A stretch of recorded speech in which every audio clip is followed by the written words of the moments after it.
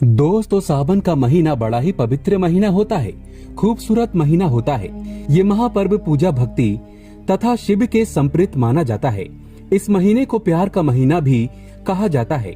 धर्म शास्त्रों के अनुसार सावन का महीना भारत ही नहीं अपितु विदेश में भी बड़ी धूमधाम के साथ मनाया जाता है। सावन सोमवार व्रत रखने से शुभ फलों की प्राप्ति होती है। अच्छे वर की इच्छा रखने वाले लोग सावन सोमवार का व्रत अवश्य रखें। जो भक्त सच्चे दिल से भगवान शिव को पुकारता है, भोले बाबा उसकी हर इच्छा अवश्य पूर्ण करते हैं। एक बार सच्चे दिल से कमेंट बॉक्स में लिखें, हर हर महादेव, ओम नमः शिवाय। सावन की हार्दिक शुभकामनाएं। दोस्तों, सावन का महीना 2022 14 जुलाई दिन मंगलवार को पड़ रहा है। बहुत ही शुभ योग बन रहा है। ये दिन साक्षात मंगलकारी है। इस दिन आप भगवान शिव की पूजा अवश्य करें। दोस्तों, सावन का पहला सोमवार कब है? सावन के महीने का पहला सोमवार 18 जुलाई को पड़ेगा। इस दिन आप व्रत अवश्य रखें। भगवान भोलेनाथ आपकी सभी मनोकामना अवश्य पूर्ण करेंगे। दोस्तों, सावन की समाप्ति होगी 12 अगस्त को और रक्षाबंधन का त्योहार मनाया जाएगा 11 अगस्त गुरुवार के दिन। सावन की समाप्ति होने से एक दिन पहले रक्षाबंधन का पर्व मनाया जाएगा। दोस्तों, लेकिन क्या आप जानते हैं, सावन के पवित्र महीने में 5 गलती नहीं करना चाहिए। भगवान भोलेनाथ को 3 चीजें सोमवार के व्रत में नहीं चढ़ाना चाहिए। साथ ही साथ 3 महिलाओं को सावन का व्रत कभी नहीं रखना चाहिए। घोर पाप लगता है, घर बर्बाद हो जाता है। आइए जानते हैं। दोस्तों, सावन के महीने में व्रत विधि और शिवलिंग पूजा कैसे करें और क्या क्या गलतियां नहीं करना चाहिए। दोस्तों, सावन सोमवार व्रत विधि। सावन सोमवार के दिन जल्दी उठकर स्नान करें। इसके बाद भगवान शिव का जलाभिषेक करें। साथ ही माता पार्वती और नंदी को भी गंगा जल या दूध चढ़ाएं। और चाहे कुछ भी हो जाए, शिवलिंग पर तुलसी का पत्ता गलती से भी ना चढ़ाएं, नहीं तो हो जाएगा सब उल्टा। पंचामृत से रुद्राभिषेक करें और बेलपत्र अर्पित करें।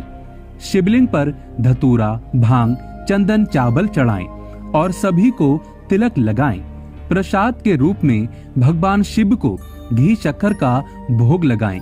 धूप दीप से गणेश जी की आरती करें और आखिरी में भगवान शिव की आरती करें और प्रसाद बांटें।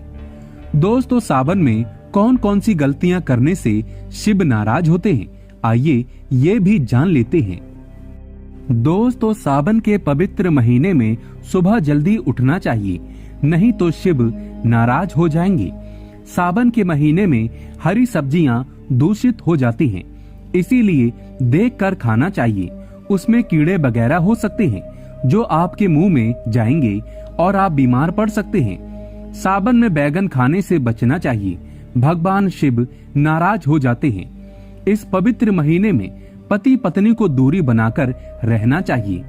अगर आप संयम नहीं रखते तो भगवान शिव हमेशा हमेशा के लिए नाराज हो सकते हैं। सावन के पवित्र महीने में घर में रोना धोना नहीं चाहिए, हमेशा खुश रहना चाहिए। भगवान शिव बहुत प्रसन्न होते हैं और आपको माला माल कर देते हैं। दोस्तों, सावन के महीने में गलती से भी मांस मत खाना, मदिरा मत पीना, लहसुन प्याज कभी मत खाना। दरअसल इस पवित्र महीने में इनको सावन के महीने में खाने से व्यक्ति को पाप लगता है और नरक में जाना पड़ता है। घर में किसी भी सदस्य को चुगली आदि नहीं करना चाहिए, नफरत नहीं फैलाना चाहिए। घर में साफ सफाई रखना चाहिए। सुबह जल्दी उठना चाहिए और रात में जल्दी सो जाना चाहिए। सावन के महीने में बाल, नाखून, शेविंग आदि नहीं करना चाहिए, इससे आपको पाप लगता है और भगवान शिव क्रोधित हो जाते हैं। सावन के महीने में मीठा बोलने वाला व्यक्ति भगवान शिव की कृपा पा लेता है। वह व्यक्ति जल्दी ही करोड़पति बन जाता है, क्योंकि उसके सर पर भगवान शिव का आशीर्वाद बन जाता है। सावन में जितना हो सके गरीबों की सेवा करें, भंडारा कराएं, गरीबों में कपड़े आदि बांटें। भगवान शिव उस व्यक्ति को पल भर में धनी बना देते हैं। सावन के इस पवित्र महीने में गरीब को खाली हाथ न जाने दें। गूंगे जीव को भोजन अवश्य कराएं। क्या पता उस गरीब के रूप में भगवान शिव हो या उस जीव के रूप में भी भगवान शिव हो सकते हैं। ईश्वर किसी के भी रूप में आपकी परीक्षा लेने धरती पर आ सकता है, आगे आपकी मर्जी। दोस्तों, चाहे कुछ भी हो जाए, भगवान शिव के पास 5 चीजें गलती से भी मत रखना, नहीं तो आपका व्रत टूट जाएगा। शिव जी होते हैं नाराज। तो चलिए जानते हैं। दोस्तों, नंबर 1, जहाँ रखा हो शिवलिंग या महादेव की कोई भी प्रतिमा, तो वहाँ पर भूल कर भी चप्पल जूते लेकर नहीं जाना चाहिए। जरा सोचिए, जब आपके कमरे में कोई चप्पल लेकर प्रवेश करता है तो आपको कितना क्रोध आता है। इसी कारण महादेव भी आपसे नाराज हो जाते हैं और आपको मिलने वाला फल नष्ट हो जाता है। ऐसे में मंदिर में नंगे पांव ही प्रवेश करना चाहिए, क्योंकि चमड़े की चप्पल हमेशा अशुद्ध रहती है। इससे देव शक्ति नाराज होती है। दोस्तों, नंबर 2, अक्सर महिलाओं को मासिक धर्म आ जाता है और वो बिना किसी को बताए पूजा पाठ कर लेती हैं, जो कि शास्त्रों में वर्जित माना गया है। इस समय महिलाओं को जानकर भी अनजान नहीं बनना चाहिए। अगर आपको मासिक पीड़ा है तो घर के बने मंदिर में या बाहर बने मंदिर में कभी प्रवेश नहीं करना चाहिए। इससे देव शक्तियां नाराज होकर आपसे क्रोधित हो सकती हैं। ऐसे समय में शिवलिंग को छूना घोर पाप के बराबर माना गया है। जरा सोचिए, ऐसी अवस्था में जब महिला को बुरा लगता है तो ईश्वर को कितना बुरा लगेगा। इसीलिए महिलाओं को ऐसी अवस्था में मंदिर, यात्रा, घर में पूजा पाठ, भगवान की प्रतिमा को छूना या तुलसी में पानी भी नहीं डालना चाहिए। तुलसी का पौधा भी सूख जाता है। जब देव शक्तियां नाराज होती हैं तो लाजमी है कि घर में कंगाली और गरीबी, लड़ाई झगड़े होने लगते हैं। ऐसा कभी मत करना। दोस्तों, नंबर 3, शास्त्रों में बताया गया है कि जहाँ होता है शिवलिंग तो वहाँ पर सभी शक्तियाँ सक्रिय रहती हैं। अगर घर में होता है शिवलिंग तो वह व्यक्ति महादेव की कृपा सदैव पा लेता है। वास्तु शास्त्र के अनुसार शिवलिंग से हर वक्त ऊर्जा का संचार होता रहता है। इसीलिए शिवलिंग पर जल धारा हमेशा होनी चाहिए, जो ऊर्जा को शांत रखता है। कुछ लोग अपने घर में शिवलिंग तो रख लेते हैं, लेकिन वो 1 हफ्ते के बाद जल चढ़ाते हैं, जो कि बिल्कुल भी अच्छा नहीं माना जाता। अगर आप जल नहीं चढ़ा सकते तो आप अपने घर में शिवलिंग स्थापित कभी ना करें, जो कि गरुड़ पुराण में बताया गया है। इससे उल्टा घर में विनाश होता है। दोस्तों, नंबर 4, शास्त्रों में बताया गया है कि तुलसी और महादेव का बैर माना गया है। इसी कारण तुलसी में शिवलिंग और गणेश की प्रतिमा को नहीं रखा जाता। कई लोग जाने अनजाने में शिवलिंग को तुलसी में रख देते हैं और घर में परेशानियां आना शुरू हो जाती हैं। इससे महाशक्तियां क्रोधित हो जाती हैं। शिवलिंग पर तुलसी भी नहीं चढ़ाना चाहिए। तुलसी में और शिवलिंग में कुछ दूरी होना चाहिए। दोस्तों, नंबर 5, घर का मंदिर या बाहर का मंदिर, किसी भी मंदिर में ऐसे व्यक्ति को प्रवेश नहीं करना चाहिए जिसने स्त्री प्रसंग अर्थात संभोग किया हो या उसने मांस खाया हो। अगर आप शारीरिक रूप से गंदे हैं तो मंदिर के आसपास भी नहीं जाना चाहिए। घर के बने मंदिर में कोई कपड़ा आदि डाल देना चाहिए। जरा आप ही सोचिए, क्या आप मांस खाकर या स्त्री के साथ शारीरिक संबंध बनाकर भगवान के पास जाएंगे और क्या वो आपसे प्रसन्न होंगे? बिल्कुल भी नहीं। वो आपसे क्रोधित हो सकते हैं और आपसे नाराज हो जाएंगे। शास्त्रों में इसे घोर पाप माना गया है। इससे व्यक्ति नरक में जाता है। ऐसा दुष्ट स्वभाव मनुष्य के बर्बादी का कारण माना गया है। ऐसा न करें। ईश्वर के सामने हमेशा नहा धोकर मन पवित्र लेकर ही जाना चाहिए। इससे सभी शक्तियाँ आपसे प्रसन्न रहती है। इसी के साथ ही क्या आप जानते हैं, सोमवार के व्रत में ये फल कभी नहीं खाया जाता। अगर आप गलती से इस फल को खा लेते हैं तो जिंदगी भर भगवान शिव के क्रोध का सामना करना पड़ सकता है। आपका व्रत भंग हो सकता है, यहाँ तक कि आपके परिवार पर कष्ट आ सकते हैं। कम से कम सोमवार के व्रत में ऐसा पाप कभी ना करें। दोस्तों, नंबर 1, शास्त्रों में कहा गया है कि व्रतधारी को उधार मांगकर फल आदि नहीं खाना चाहिए। इससे पाप लगता है और व्रत अधूरा रह जाता है। सोमवार का व्रत हो या कोई भी व्रत क्यों न हो, पड़ोसियों से मांगकर भी व्रत आदि में फल वगैरह नहीं खाना चाहिए। व्रत में उधार मांगकर खाने से व्यक्ति का व्रत झूठा हो जाता है। ईश्वर की शरण में आने पर व्यक्ति को झूठ नहीं बोलना चाहिए, कर्ज नहीं लेना चाहिए, चुगली आदि नहीं करना चाहिए, उधार मांगकर भी नहीं खाना चाहिए। अगर आपको कोई अपनी मर्जी से खाने के लिए व्रत में कुछ देता है तो उसे आप खा सकते हैं, लेकिन व्रत में कम से कम उधार मांगकर फल आदि नहीं खाना चाहिए। इससे पाप लगता है और व्यक्ति की पवित्रता भंग हो जाती है। दोस्तों नंबर 2, सोमवार का व्रत हो या सावन का व्रत, आपको नाशपाती नहीं खाना चाहिए। दरअसल इस फल का नाम नाश यानी नाश करने वाला होता है, इसीलिए इस फल को व्रत में नहीं खाना चाहिए।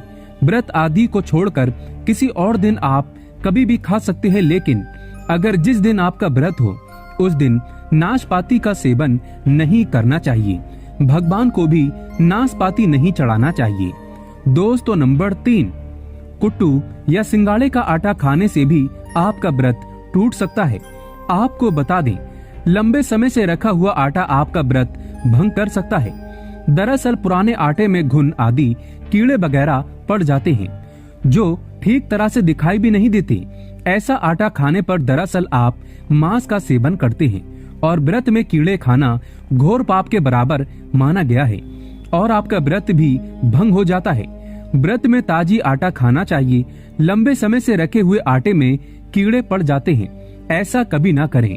व्रत हमेशा शुद्धता में ही रखना चाहिए। दोस्तों चाहे कुछ भी हो जाए, सावन के इस पवित्र महीने में 5 ऐसी महिलाओं और पुरुषों को सावन का व्रत नहीं रखना चाहिए। भगवान शिव हो जाते हैं क्रोधित। शिव ऐसे व्यक्तियों की पूजा कभी स्वीकार नहीं करते। तो चलिए जानते हैं। दोस्तों नंबर 1, खासतौर से पति पत्नी के लिए सावन का व्रत रखना बहुत ही महत्वपूर्ण माना जाता है। इस व्रत को पूर्ण रूप से करने से वैवाहिक जीवन सफल हो जाता है और 7 जन्मों तक का साथ मिल जाता है।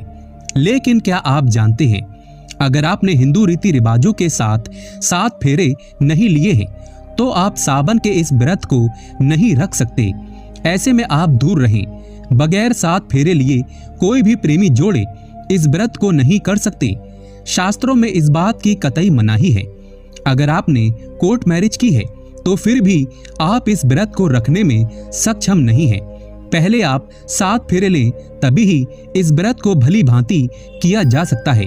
7 फेरे लेने के बाद आप किसी भी धार्मिक कार्य में शामिल हो सकते हैं और अगर आप शास्त्रों के विरुद्ध ऐसा करते हैं तो आप पाप के भागीदार बन सकते हैं।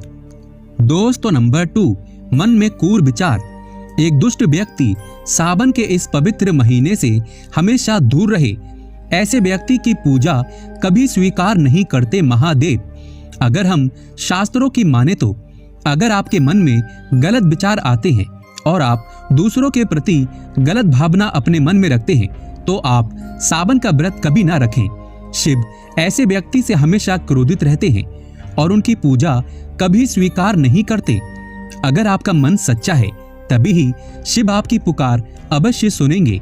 दोस्तों नंबर 3, तलाकशुदा व्यक्ति को भी सावन के इस पवित्र महीने में शिव की आराधना नहीं करनी चाहिए, क्योंकि ये महीना प्रेम का प्रतीक माना जाता है। इसीलिए आप इस व्रत को कतई ना रखें।